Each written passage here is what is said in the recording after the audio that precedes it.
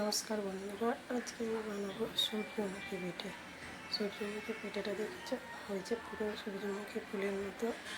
সূর্যমুখী ফুল একদম সূর্যমুখী ফুলের মতো। তার জন্য নিয়েছি আমি কলা দুটো, আর এদিকে নিচ্ছি আমি নিয়েছি ময়দা, হাফ বাটির মতো ময়দা, হাফ বাটির মতো চালের গুঁড়ো নিয়েছি। তাতে চিনি দিয়ে দিচ্ছি পরিমাণ মতো, নুন দিয়ে দিয়েছি পরিমাণ মতো, নুন চিনি দিয়ে দিয়েছি। দিয়ে এবারে আমি এর উপরে একটা কালারের জন্য আমি দিচ্ছি হলুদ গুঁড়ো। তোমরা কিন্তু এটা ফুড কালারও দিতে পারো, ইয়েলো ফুড কালার। গরম জল দিয়ে দিয়েছি, দিয়ে আমি এটা ডোটা মাখিয়ে রেখে দিচ্ছি। আবার অন্যদিকে আমি একটা নিয়েছি, আবার ওতে হাফ পরিমাণ বাটি মতো চালের গুঁড়ো, হাফ বাটি মতো ময়দা, পরিমাণ মতো চিনি, আর 1 বাটি মতো নারকেল কুড়া দিয়ে একটু নুন দিয়ে আমি আরেকটা ডো বানাবো। এইটাই দেবো আমি কালারের জন্য দেবো, এটা একটা লাল কালার আসবে, সেই জন্য দেবো আমি বিটের রস।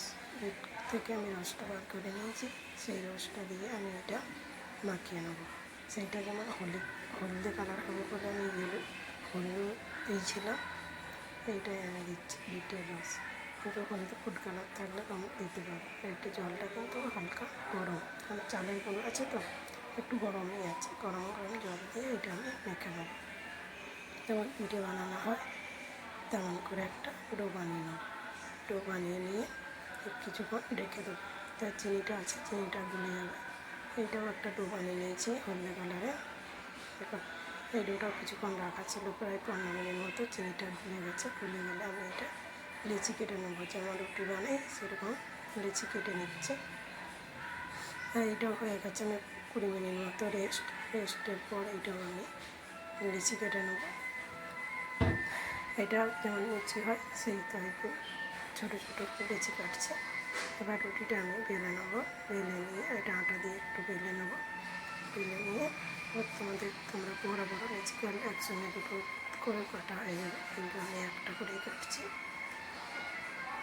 আমি একটা বাটি দিয়ে একটা গোল করে শেপে লেচিটা কেটে নিচ্ছি। এইভাবে আমি সব লেচিগুলো কেটে নিয়েছি। আর দেখেছো একটা আমি নিয়েছি, রুটিটা নিলাম। রুটিটা নিয়ে তাতে জল লাগিয়ে দিয়েছি। জল লাগিয়ে পিঠের যে ডোটা ছিল, সেই লেচিটা কাটা ছিল, সেইটা একটা দিলাম। দিয়ে এর ওপরে আরেকটা রুটি দিয়ে দিলাম। আরেকটা রুটি দিয়ে আমি এটা জলটা লাগাতে হবে, আর এটা চিপকাবে না, ভালো করে চিপকে দেবো। একটার ওপর একটা দিয়ে এটা চিপকে দেবো। ভালো করে চিপকে নিতে হবে। আর জলটা অবশ্যই লাগাবে, জলটা না লাগালে এটা চিপকাবে, খুলে যাবে। এবার আমি একটা কেঁচি নেব, কেঁচির সাহায্যে এটাকে কাটবো। কাটতে থাকবো ডিজাইন করার জন্য। একটা ডিপ কাটবো, একটা শুধু দাগ দেবো। একটা ডিপ কাটবো আর একটা শুধু দাগ দেবো। সবগুলো কিন্তু কাটলে হবে না, একটা ছাড়া একটা কাটতে হবে। একটা ছাড়বো, একটা কাটবো। এরকম করে করে আমি এটা পুরোটা রাউন্ড দিয়ে কেটে নেব। এটা একটু টাইম লাগবে, ভিডিওটা একটু পরেই হয়ে যাবে। তোমরা অবশ্যই একটু দেখবে, ভিডিওটা ভালো লাগবে। তো একটা ছাড়ছি আর একটা কেটে নিচ্ছি, একটা ছাড়ছি একটা কেটে নিচ্ছি।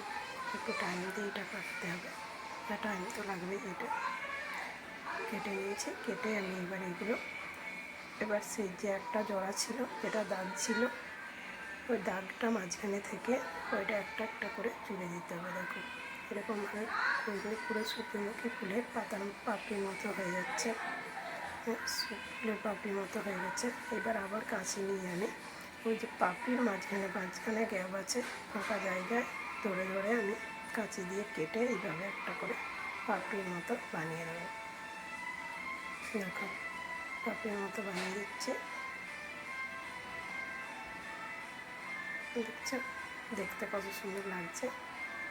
আবার ওপরে আবার ওই গ্যাপে আবার কাটবো, কেটে এটা পাপড়ির মতো বানিয়ে দেবো। গ্যাপে কেটে আমি পাপড়ির মতো বানিয়ে দিচ্ছি। দেখো হয়ে গেছে সূর্যমুখী ফুল। এবার আমি আরেকটা করে নিচ্ছি, করে নিয়ে আমি এগুলো ভেজে নেব। আমি কিন্তু কড়াতে তেল বসিয়ে দিয়েছি, একটু তেলে ছেঁকে ভেজে নেব।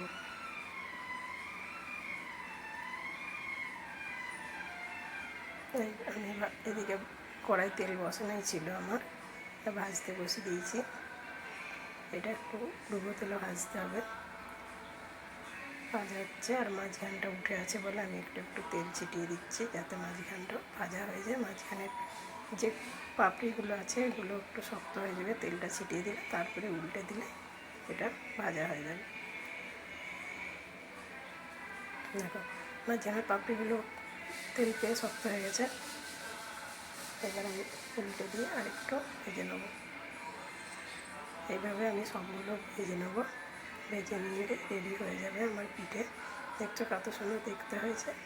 রেডি হয়ে গেল আমার সব সূর্যমুখী ফুল পিঠেগুলো।